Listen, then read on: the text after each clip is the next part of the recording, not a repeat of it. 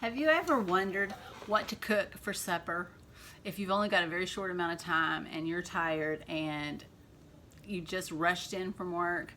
Well, let me tell you about our stack cooker. Our stack cooker is a wonderful product.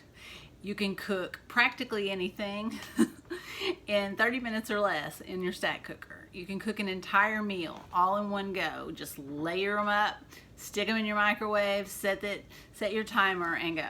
Today, I'm gonna make a meatloaf with little Yukon Gold potatoes and some green beans in my microwave, and that's what we're having for supper tonight.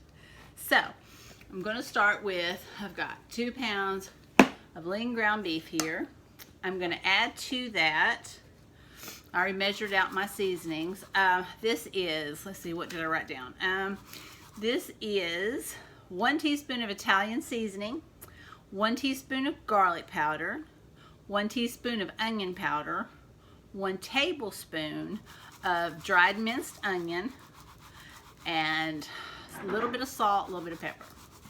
And we're just going to dump that in there. All right. Then we've got 3/4 of a cup of Italian breadcrumbs that I'm going to dump in there. Okay. And to add to that, we've got, I believe it's 2 teaspoons of Worcestershire sauce with 2 tablespoons of ketchup that I'm going to add in there. Get it all out. All right. Now, a lot of people will add egg into their meatloaf to help it bind together, but I'm just not really crazy about the way egg cooks in meat, so it's just one of my little weirdnesses, so I'm not adding it to mine. I'm going to get this all mixed together, and if you mix it, let's see, I'm going to get my hands in here. My hands are clean, so I'm going to get my hands in here to get this good and mixed together. And this is how we do it. I don't add eggs to my meat. In fact, I've got a very strange relationship with eggs altogether. I won't eat a runny egg at all. It needs.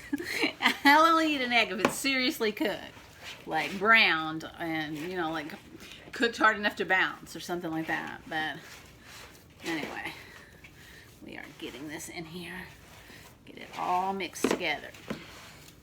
Now, the thing about the stack cooker is it comes with what do you call it? A colander thing. And if you put your meatloaf on the colander level, it will and drain it into, it'll drain the juices, the fats, all that stuff will drain out of it into the bottom, and you can lift those away and not worry about that getting, making your food greasy.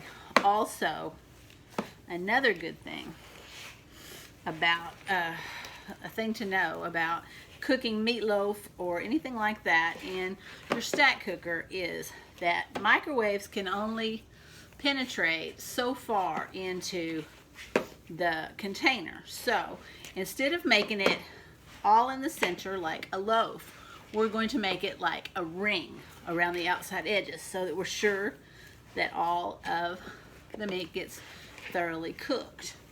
Now, you can use the cone insert in the bottom of your, like if you put the meatloaf in the deep 3/4 casserole from the stack cooker and form it around there like, kind of like it was a bundt cake pan.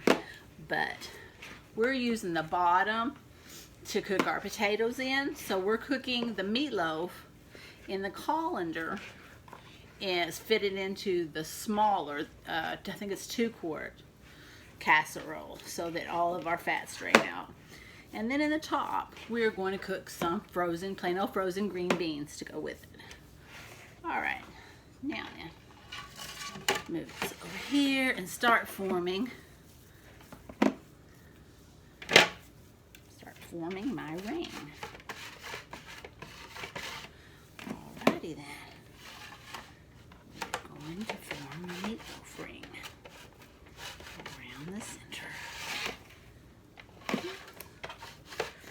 been a while since we've had a meatloaf. I do love a good meatloaf, but beef has gotten kind of expensive lately. We've been using a lot of the Beyond Beef, ground beef, and their Beyond Beef meatballs, and also their burger patties. And they've been really good. We've enjoyed those. You can't tell that they're vegan. But let's see here. Got it all in a ring. Here we go. Get it. Make sure it's even. You want it to cook evenly. Alrighty. Let me wash my hands real quick.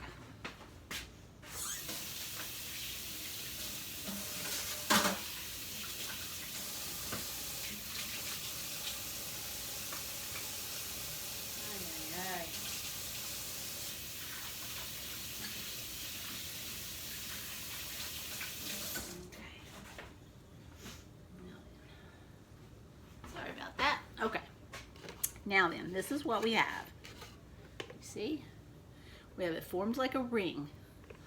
And on top of that, I'm just going to add a little bit of ketchup to pour on there to make it like a little glaze on top of my meatloaf. You can use marinara sauce, or you can mix your ketchup with some Worcestershire, or my stepdad used to do a mixture of, I believe it was ketchup with some brown sugar and some seasoning, some spices and things like that he used to put. But we're just using ketchup because we're running a little late today. Okay, let's see here. Alrighty then, got that. And all of our grease that runs out will go to the bottom, and that'll be just fine. Alright, rinse here.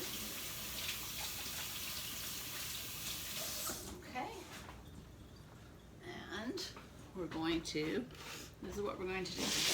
Here's the top I have inverted, and I have put just frozen green beans. I drizzled a little olive oil on there with a little bit of salt and pepper and some onion powder. And I'm gonna set that right on top of here. See, got just enough coverage so it doesn't, and then in my bottom one, I just took the little Yukon Gold potatoes, and the ones that were larger, I went ahead and cut in half, but most of them I just left whole. I drizzled a little of olive oil, some salt and pepper, a little bit of seasoned salt that I had. It's got a little paprika in it and some other herbs and spices. And then I just tossed that all together to coat them really good in the olive oil. Now I'm going to set the meatloaf one on top of that. And here you go. This is your green beans, your meatloaf, and your potatoes all in one. Now, we're going to set that in the microwave. We're going to cook it on high for 20 minutes, and then we're going to check for doneness. I'll be back. Okay, and we're back, and our supper is done. Now, I ended up cooking it for 25 minutes just to make sure that my meatloaf was good all the way through, good and cooked, and also to soften my potatoes just a little bit more. So, total cooking time, 25 minutes on high power, and we have our lovely green beans, and we have, let's see here, see, I wanted to show you how, if I can do this, I will show you how the meat, here's the meatloaf, all done to perfection, and I wanted to show you, here is all of, if you can see the liquid that drained out. This is the liquid that drained out, the fats that drained out during the cooking process. Okay, and here are our luscious potatoes. All smells really wonderful, and it should make for a tasty meal. For dessert, we'll eat our king cake. So, thanks for watching. Let me know if you give it a try. Talk to you later. Bye.